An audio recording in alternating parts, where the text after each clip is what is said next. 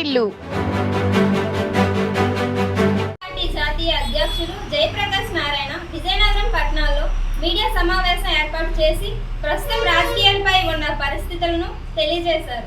విమానం మంచెత్తులు లేదు కదా, మామూలుగా ఈ రోజులు అన్ని ఫ్లైట్లు టైంకి వస్తాయి కానీ వాళ్ళు బాగా పొగమంచున్నట్టుంది.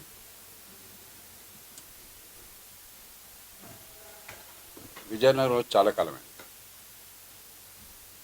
ఈ ఊరు ఎప్పుడు వచ్చినా నాకు వెంటనే గురజాడప్పారావు గుర్తొస్తాడు.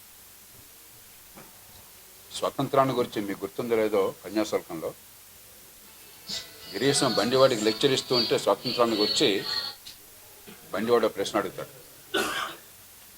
అయ్యా గిరీశం బాబు, స్వతంత్రం వస్తే హెడ్ కానిస్టేబుల్ చాలా బాధలు పెడుతున్నాడు, అతన్ని ఇక్కడి నుంచి పంపించేస్తారా అని అడిగాడు.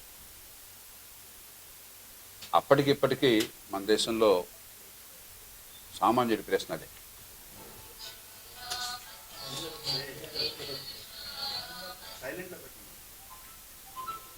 రేపటితో 75 ఏళ్ళు నిండుతాయి ఈ దేశ రిపబ్లిక్కి. ఒక గంభీరమైన సందర్భం. నాకు ఇంకా బాగా గుర్తున్నది 25 ఏళ్ళు నిన్న సందర్భంలో. ఇప్పుడు మీరు ఎవరో చాలామంది పుట్టుంటూ, కొంతమంది నల్లగా ముసలాడు కొంతమంది ఉంటారు. 1975లో అప్పుడు దేశమంతా అట్టుడికిపోయింది. ఆ రోజుల్లో అవినీతి, నిరుద్యోగం, పేదరికం, ఈ కారణాలుగా. ఆ 50 ఏళ్ల క్రితం సంఘటన గుర్తుకొస్తున్నాను నాకు. ఎందుకంటే ఆనాటి 1964 దాకా, 175 ఏళ్ల దాకా నల్లజాతి వారికి పేరు ఓటు హక్కు ఉంది కానీ నిజంగా లేదు. అలాగే బ్రిటన్ తీసుకోండి, 1215లో మెగ్నా కార్టా వినుంటారు కొంతమంది. ఈ మధ్యకాలంలో ఏం చదువుకుంటున్నారో నాకేం అర్థం కావట్లేదు. మెగ్నా కార్టా గురించి వినుంటారు. అంటే ప్రజాస్వామ్యానికి తొలెడుగులు 1215లో, అంటే 810 సంవత్సరాలు అయింది. ప్రజాస్వామ్యానికి పునాది అప్పుడు పడ్డా కూడా ఆడవాళ్ళ ఓటు హక్కు 1928లో వచ్చింది. అలాంటిది మన దేశంలో, విద్య లేని దేశంలో, ఇన్ని కులాలు వర్గాలు ఉన్న దేశంలో, ఇంత పేదరికం తాండవిస్తున్న దేశంలో, ఇన్ని మతాలు ఉన్న దేశంలో, అన్నిటినీ మించి ప్రపంచంలో ఎక్కడ లేని రీతిలో ఇన్ని భాషలున్న దేశం, 22 భాషలు రాజ్యాంగంలో అధికారికంగా మనం కల్పించుకున్నాం. ఈ భాషలు ఆషామాషి భాషలు కాదు. ప్రతి భాషకి కొన్ని వందల లేక కొన్ని వేల సంవత్సరాల చరిత్ర, సంస్కృతి, సాహిత్యం ఇవన్నీ ఉన్నాయి. ఇంతమందిని కలిపి ఒక దేశంగా కూర్చడం అనేటువంటి ఆలోచన మనకైతే మామూలుగా అనిపిస్తుంది, కానీ ఒక మహాద్భుతం అది. ఓ మతంలో మనకు భక్తి ఉన్నది ఈ దేశంలో, మన సంప్రదాయంలో. భగవంతుడిని భక్తితో ఆరాధించండి, కానీ సమాజంలో, రాజకీయంలో వ్యక్తి ఆరాధన చాలా ప్రమాదకరము అని చెప్పాడు.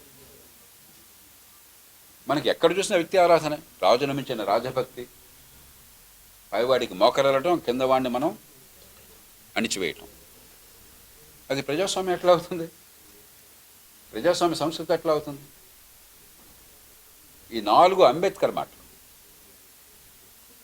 ఒక్కసారి మళ్ళీ మీరు ఎవరైనా ఓపికన్న వాళ్ళు, ఈ రోజుల్లో ఏముంది, గూగుల్ చేస్తే చెత్త చెదారం చూడకుండా మనకు సోషల్ మీడియాలో ఒకసారి గూగుల్ చేస్తే 1949 నవంబర్ 25న అంబేద్కర్ ప్రసంగ పాఠాన్ని మీరు చూడండి. చివరి ప్రసంగం రాజ్యాంగ సభలో నేను చెప్పిన మాటలన్నీ దానిలో ఉన్నాయి.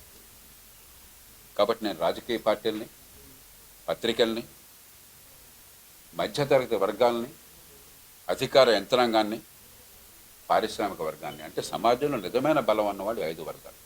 మిగతా సామాన్య ప్రజలకు గొంతు లేదు, బలం లేదు. ఈ 5 వర్గాలని కోరుతున్నాను.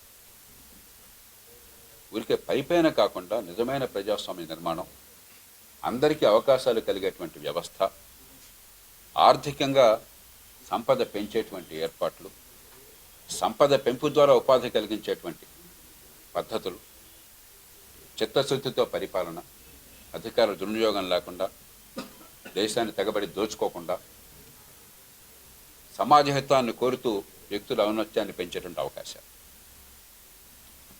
ఇవి మన చేతుల్లో ఉన్నాయి. చాలా సులభంగా చేయొచ్చు. ఇవాళ వివిధ కారణాల వల్ల గొప్ప అవకాశాలు మన ముందున్నాయి ఒక దేశంగా. ఇప్పటికైనా గతంలో సాధించిన విజయాలను స్ఫూర్తిని పొంది ఈ పొరపాట్లను సర్దిద్దుకోవడానికి సంకల్పాన్ని చూపెట్టినట్టయితే ఒక అద్భుతమైన భవిష్యత్తు అందించగలం. 100 ఏళ్ల రిపబ్లిక్ నాటికి నాలాంటి వాళ్ళం బతికొండం, నా తరానికి ఉండదు. కానీ ఇక్కడున్న మీలో చాలామంది దాన్ని చూస్తారు, మీ పిల్లలు చూస్తారు. ఆ 100 ఏళ్ల రిపబ్లిక్ నాటికి పొరపాట్లను సవరించుకుంటే మనం గర్వించదగ్గ దేశంగా ఈ దేశంలో పుట్టిన ప్రతి బిడ్డకి అవకాశాలను అందించాం, స్వేచ్ఛను వికసింపజేశాం, ఎదిగే అవకాశాలు కల్పించాం, ఆత్మగౌరవాన్ని ప్రసాదించాం. రిపబ్లిక్ ఏ లక్ష్యాలతో మనం ఏర్పరచుకున్నామో ఆ లక్ష్యాలను సాధించుకున్నామన్న గర్వంతో టీవీగా నిలబడచ్చు. ఒక అందమైన ఆనందమయమైన సమాజ నిర్మాణం చేయొచ్చు. లేకపోతే ఒడిదుడుకులు, ద్వేషాలు, కుట్రలు, కుతంత్రాలు, అవినీతి, హింస, జుగుప్స ఇవి పెరిగిపోయి ఈ సమాజాన్నే కబళించేయచ్చు. విజయనగరంలో ఆ గొప్ప మహనీయుడు గురజాడప్పారావు గారు దేశం అంటే మట్టి కాదో, దేశం అంటే మనుషులు అన్నాడు. మనకి కొంచెం మనసు ఉంటే ఆ పదం నుంచి తెలిసిపోతుంది. మానవ విలువలు ఏమిటో, ప్రజాస్వామ్యం ఏమిటో 1893లో ఆయన చెప్పాడు అన్నమాట. విజయనగరంలో కనీసం అర్థమవుతుంది, ఇక్కడి నుంచి మిగతా వాళ్ళందరికీ అర్థం మీరు ప్రచారం చేస్తారన్న ఆశతో ఇక్కడ చెప్పిన చాలా ఆశావాది. నేను దేశంలో ఎన్ని పరిస్థితులు ఉన్నా కూడా నేను ఎప్పుడు నిరాశకు గురి కాల. 1975లో నిరాశకు గురి కాలేదు, ఇవాళ నిరాశకు గురి కాలేదు. ఆ రకంగా 50 ఏళ్ళు నేను ఎదగల, నాలో పరిపక్వత రాల. అలాంటి పరిపక్వత రాకూడదని కోరుకుంటున్నాను. నిరాశ పరిపక్వత అయితే నాకు అది అక్కర్లేదు. మరోసారి మీ అందరికీ నమస్కారం.